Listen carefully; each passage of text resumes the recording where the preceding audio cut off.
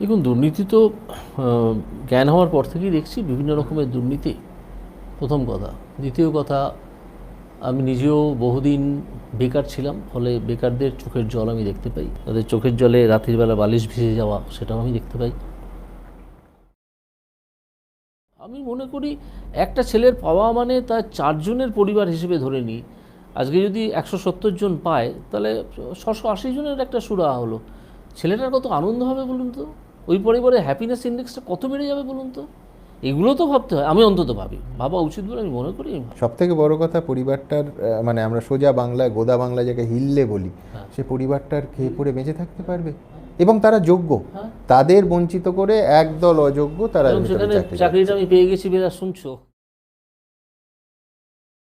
শিক্ষাক্ষেত্রে ধরুন একজন চাকরি পেলেন, তিনি টেবিলে বসে হয়তো করণিকের চাকরি করবেন, তিনি অন্য কাউকে প্রভাবিত করছেন না, তার উপরে দায়িত্ব নেই যে পরবর্তী জেনারেশনটাকে তৈরি করার। কিন্তু শিক্ষক, আমরা তো শিক্ষকদের হাতে তৈরি, আপনিও যেমন আমিও তেমন, আরও 5 জন। শিক্ষকরা তো ভ্যালুটা ইম্পার্ট করবেন। এই যারা জালিয়াতি করে ঢুকছে এবং ঢুকে বসে আছে এখনও, তারা কি মূল্যবোধ দেবে, জাগাবে ছাত্রদের মধ্যে? তারা টুকতে সাহায্য করবে। রাজ্য সরকার বলছে যে কারুর চাকরি খাওয়া হবে না, কারুর চাকরি যাবে না। অত্যন্ত ভুল কথা, প্রত্যেকের চাকরি যাবে। যারা যারা দুর্নীতি করে ঢুকেছে ধরতে পারলেই, এবং আমি আশা করি ধরা যাবে, তাদের চাকরি যাবে। তারা যেন নিশ্চিন্তে না থাকে, তারা যেন নিশ্চিন্তে না থাকে। এই যে অন্যায় দেখে আপনার ফুঁসে ওঠা, এটা কোথাও আপনার মনে হয় না যে মানুষের আপনার প্রতি প্রত্যাশা আকাশে পৌঁছে দিচ্ছে? মানে এমনিতেই ধরুন কোনো কেউ রাস্তা পাচ্ছে না, কোথাও কেউ সুরাহা দেখাতে পারছে না, মানুষ ভেবে নেন যে আমার শেষ আশ্রয় হচ্ছে বিচার ব্যবস্থা। সেইখানে একজন জাস্টিস গাঙ্গুলি আছেন, যিনি আমার চোখের জলের মূল্য দেবেন বা আমার যন্ত্রণাটা বুঝবেন। আমি বলছি এইটা তো একটা প্রত্যাশার বিপুল চাপ তৈরি করছে, এবং আপনাকে কোথাও একটা মসিহা হিসেবে মানুষ দেখছেন। ট্রামে, বাসে, সব জায়গায় আপনার রায় নিয়ে আলোচনা হচ্ছে। এই সিস্টেমে যদি মানুষ এইভাবে দেখেন, তো আমি তো তাদের কাউকে দেখতে বলিনি, আমার কাজটা তাদের ভালো লেগেছে, আমি তো আত্মপ্রচার করতে যাইনি। হ্যাঁ, আমি হয়তো অন্যান্য মন্তব্য করেছি, কিন্তু সে তো তখন কজন লোক ছিলেন, কিছু সাংবাদিক ছিলেন, তারা সেটাকে হয়তো তুলে এনেছেন, সেই নিয়ে আলোচনা হয়েছে। আমি দুর্নীতির বিরুদ্ধে সত্যি কড়া পদক্ষেপ করেছি বলে আমি মনে করি। আরও কড়া হয়তো আমাকে করতে হবে এরপরে, যে যা অভাবিত পদক্ষেপ আমাকে করতে হতে পারে, সে করার জন্য আমি প্রস্তুত, এবং আইনের প্রভিশন আমার পক্ষে। আমি আমার মতো করেই কাজ করছি, আমি আমার নেচার অ্যান্ড ক্যারেক্টার বদলাবো না, এইভাবেই আমি চলব।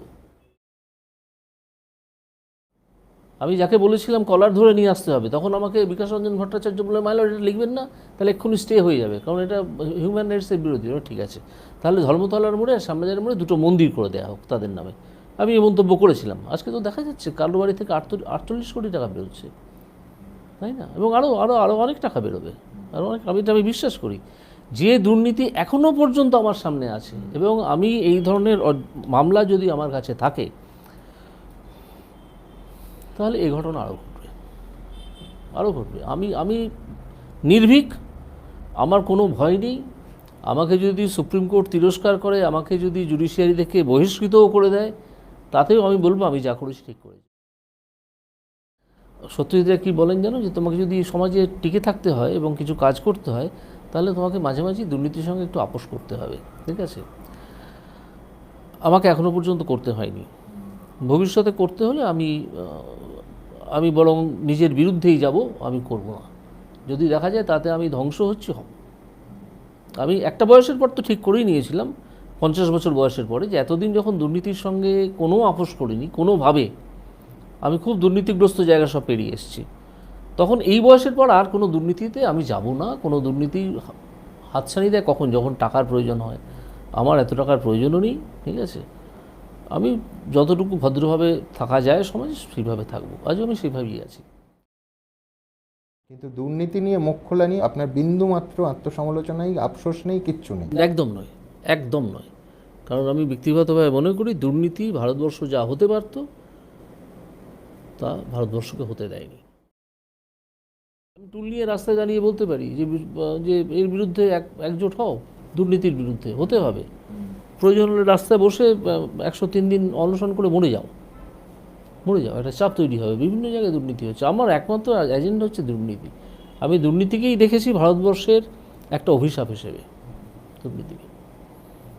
এইটা কমাতে পারলে, এটা যদি কোনোভাবে, মানে কমানো তো শেষ তো করা যাবে না, একটু চাপ যদি বজায় রাখা যায় তাহলে খানিকটা কাজ হয়তো হবে।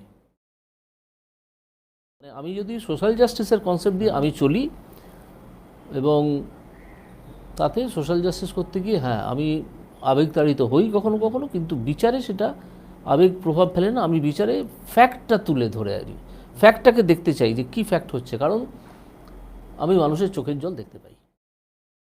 কিন্তু খুব সংকীর্ণ অর্থে ফ্যামিলি ইউনিট, আপনি একা মানুষ, সোজা আমি কথা একা বলতে। মানুষ।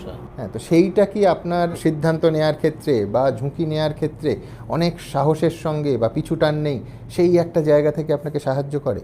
না দেখুন, আমি এমন একটা জীবন তৈরি করতে চেয়েছিলাম যেখানে আমার কোনো পিছুটান থাকবে না, আমি আমার ইচ্ছে মতো কাজ করতে পারবো, সেটা খানিকটা করতে পেরেওছিলাম। কিন্তু তারপরে সে বিভিন্ন মানে ভাগ্য বিপর্যয় ঘটে, আমি আবার একা জীবন যাপন করি। যদি আমি না করতাম তাহলেও কিন্তু আমি এইরকমই থাকতাম, এর চেয়ে বদল খুব একটা কিছু হতো না।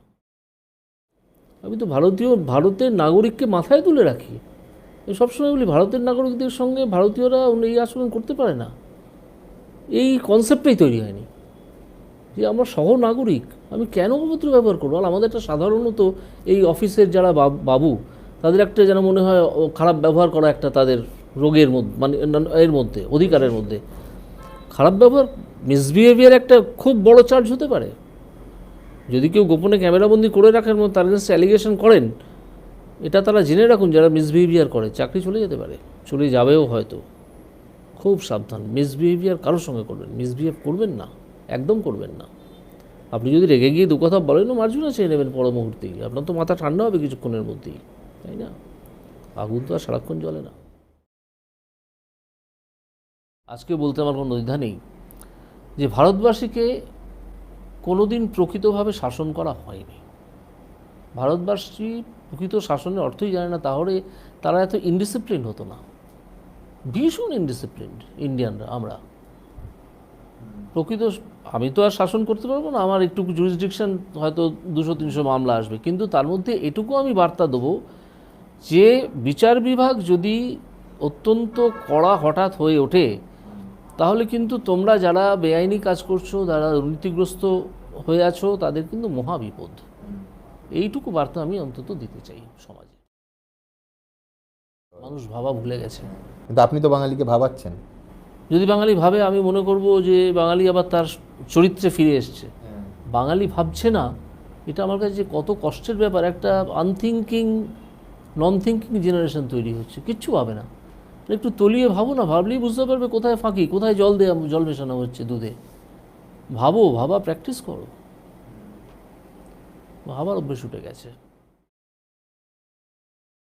জীবনানন্দ দাশকে, যিনি তার জীবনে স্বীকৃতি পাননি, স্বীকৃতি পেয়েছিলেন মারা যাবার পরে। আমি এরকম অন্তত একটা দুটো রায় দিয়ে যেতে চাই, একটা দুটো নজির স্থাপন করে যেতে চাই, যেটা আমি যখন থাকবো না তখনও, তারপরে অনেক দিন পরে হয়তো কোনো গবেষকের তথ্যে উঠে আসবে যে একজন জাজ এরকম করতো। সেটা পাগলামি হতে পারে, সেটা সেই সোয়াইককে যেমন জিজ্ঞেস করেছিল এর অফিসার যে তুই পাগল না অমুক, সে বলেছিল আমি দুটোই। তো সেরকম একটা কিছু হতে পারে। আমি শুধু সেই আশা নিয়ে যে বেঁচে কেউ থাকে না, ইতিহাস কাউকেই মনে রাখে না।